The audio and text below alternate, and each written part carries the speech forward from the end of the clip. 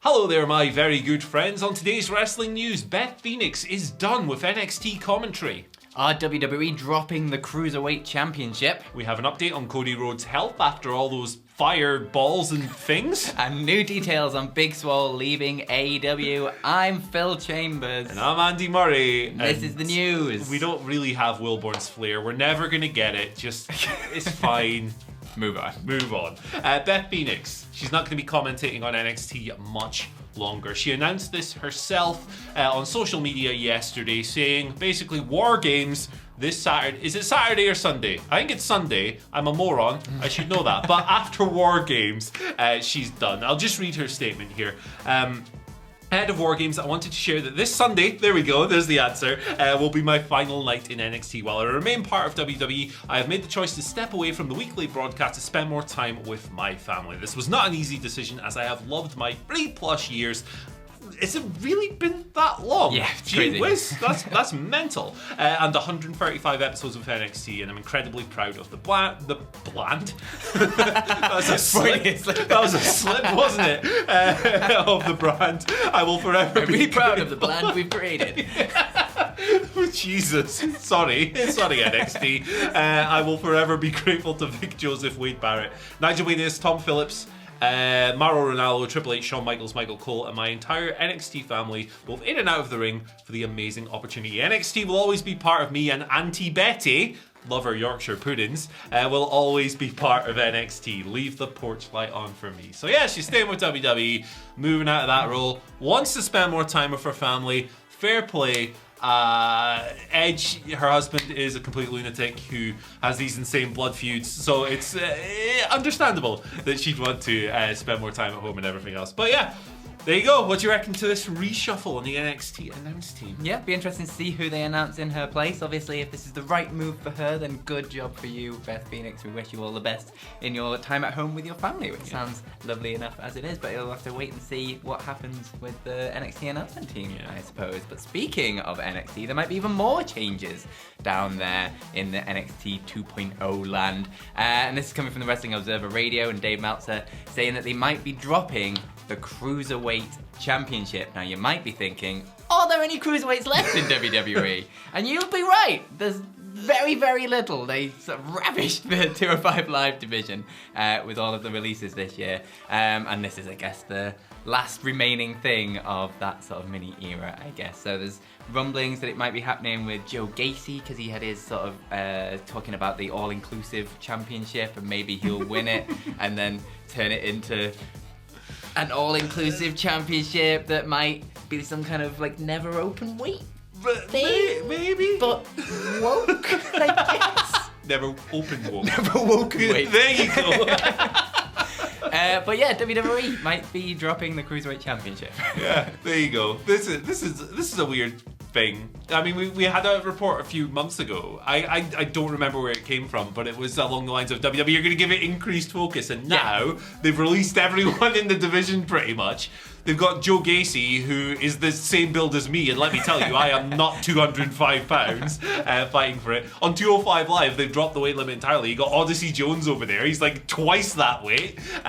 It's a nice thing around Roderick Strong's waist, I guess, and I do like Diamond Mine and everything they've done. And you know, Santos Escobar had a good run in Kushida, and you know, various other people over the years. I really loved Leo Rush and Angel Garza when they had their little series a couple of years ago. But it's not the most focused belt in NXT, and I think if they got rid of it, I don't know how many would be crying themselves to sleep over that. Yeah, absolutely. Put it that way. Anyway, my next story, Cody Rhodes. How's he doing?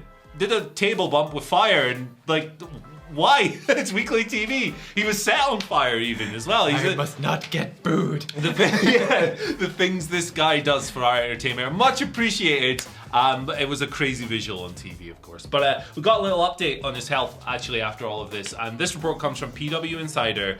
Cody was checked out for burns after taking the bump. I mean, you've seen the pictures. Yes, of course he was. But the outlet PW Insider, hadn't heard of him going to the hospital for further treatment. And the black marks that were on his back, and you saw those. What happened there? Parts of the table, probably just like little bits of residue. So Cody wrestled this match. He had the goo. He had some goo. Yeah, we have flaky goo. Yeah, I think that was probably to protect him from burns. Yeah, somehow. it's probably a wise move. Let's face it. Yeah, absolutely. And we're glad that he's taking steps, obviously, and not putting himself at further risk. But I thought it was kind of funny when Taz on commentary was like, hey, there must have been some glue in that bin that he fell on. Like, Gotta explain it away somehow. But yeah, Cody's doing all right, and we're glad of that. Yeah, absolutely. The bump was absolutely insane. And yeah, doing that on national television is a whole new world. Remember, was it after Double or Nothing, was it, with the Cody and the Dustin Rhodes match with all the blood, and then Tony Khan was like, oh my god, no, we're never going to get this on TV. This is a different thing. This is a pay-per-view thing. This is a one-off. We're never going to get this kind of blood and guts on AEW TV. And then you fast forward to 2021, and you got here this, we are. And you got pizza cutters on the heads blood and stuff. everywhere, table bumps through fire. I know Brave new world. The first episode of Dynamite. I'm sure it was the first episode of Dynamite. John Moxley put Kenny Omega through a glass table. Yeah. Hey! Blood and guts. What a world we live in. But yeah, at least he did take some precautions, and Cody is doing okay, because we obviously do not want to see anyone get burnt alive for our enjoyment. We appreciate the effort. We appreciate the hard work. But absolutely. Want to see everyone healthy. Also, if you're going to put someone through a table, pick a move that doesn't also put you through the table way worse than them. Absolutely. That's Sage 101 advice. right there. But sticking with AEW for a bit, we've got a bit of an update on Big Swole leaving. Now, a couple of days ago, she announced on Twitter that she wasn't going to be renewing her contract with AEW, and Fightful Select, Sean Ross Sapp has come through with a bit more information on this. Just saying that the contract wasn't ended early, it was simply allowed to sort of run its course, and it ended naturally at the end of November, and they just chose not to renew it, and that there is no heat on Big Swole for making this decision, and no reason why there's any bad blood between the two of them, between her and AEW. Just one of those mutual decisions that they came to, that it just wasn't right for her at this time, and then moved on and leave it open for the future. Yeah, absolutely.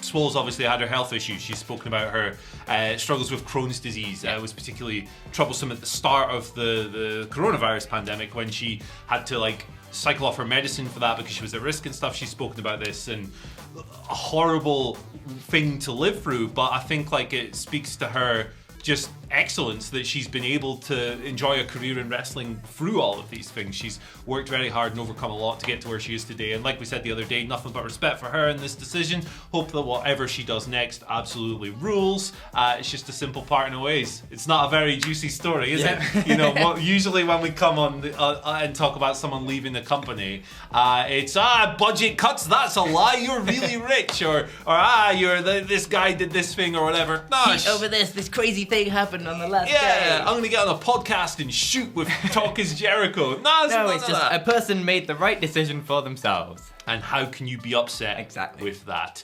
Twitter question. Speaking Hey. about being upset at things, Twitter's here. Not you guys. You guys only send us good questions. But there's some weird people on Twitter. The first one today comes from Advent. I'm really sorry if I mispronounced your name. Advent Cylinder, who asks, who do you think is going to be the first ever AEW Triple Crown winner? That being the World, the TNT, and the Tag Team titles. Their pick is Dante Martin. Who do you reckon? Who Interesting. The Butcher. It's probably not the Butcher, unfortunately. I would probably go with Hangman Page.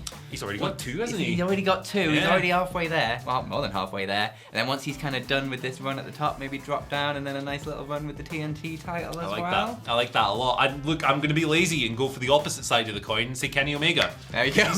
He's had two of them. He's had two of them as well. And the idea of him doing weekly, once he's healthy, of course, doing weekly matches with the TNT, I think that's really cool. It'll be a lot of fun. Just him doing mad little TV matches. Exactly, little 10-minuters, little 12-minuters. Not having to go 30 minutes and destroy his shoulders. The poor guy. I hope he gets some rest. Ease back in, Kenny. Ease back. Yeah, get some R&R, man. You certainly deserved it. The next question comes from Big Al, or Big AL, who asks, would you rather have Danhausen pour teeth in your mouth and then kick you in the face, take the tsunami from Jonah, of course the former Bronson Reed, or jump off the cage in a Hell in a Cell match. Jesus, that ramped up quite quickly, didn't it? Yeah, it really did. You've taken a bump or two in your life, Phil. Which of these are you? I have taken a bump or two. I've also done the Mick Foley and jumped off my garage roof when I was a child. That was good. So I'm gonna go against the Hell in a Cell thing because my garage was high enough, and I don't really want to go any higher through a table or anything, and that was just onto mattresses, so that was fine. I'm gonna go with the teeth thing, just for the GIF. Just for sharing it around on Twitter. I think that GIF would do the best. Yeah, that would do. Yeah, at least you go viral. What else is wrestling for if it's not for the GIFs? Banter and GIFs. That's all you need. So if I'm left with the other two options, look, I was too scared to climb like a 6-foot scaffold for our chase quiz in this office recently. So there's no way I'm going up the Hell in a Cell, which means I guess I'm taking the tsunami from Jonah. Good luck with that. Yeah. Oh God, there's no good choices, is there? None whatsoever. The final question here comes from Ryan T, who asks, and this is a big one. Ooh. Morning, legends. In honor of WarGames this weekend, who would be on Team Wilborn? Chambers in this case. Wilborn's not here. And Team Murray, respectively, if the two of you were to battle. Team versus team, who you having? 4 people. I've had time to think about this, so I'm going to go first. Okay. I'm drawing exclusively from wrestling's handsome weight division for my team. Okay. It compensates for my lack of handsomeness, and I'm going for Wardlow. What a piece he is. Ricky Starks, Adam Cole, and Angel Garza. They might not win, but they'll be hot. Fair. Yeah. What have you got? We'll go in the complete opposite direction and we'll go with hot versus not. I'm sorry to all of these people. But I'm going to go with Kane just after he took his mask off. Sure, yeah. I'm going to go with Early Mankind that ripped his hair out, I guess. I'm trying to be, like, I'm going to go with Snitsky. He can punt some babies through the cages.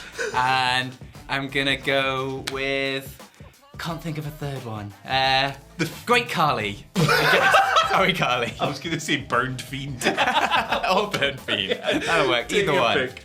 Anyway, let us know down in the comment section what you think Burned Fiend is. Hot versus not WarGames. How's that gonna go? Who could win? Let us know your WarGames teams, whatever the themes are down below. That'd be cool.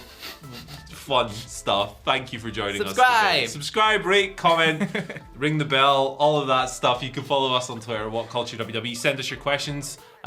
Phil's back tomorrow. Yes. Unless you got one of your 12 days off you have every week. Back with Gareth. And Pollard will be here on Sunday. Oh, and a hot scoop coming up later on today at 5 p.m. I think, which will be midday Eastern.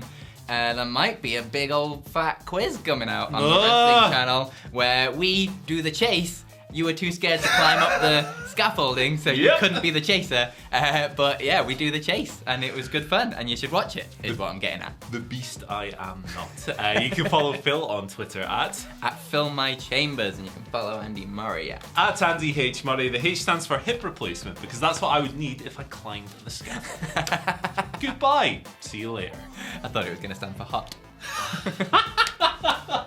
You should have.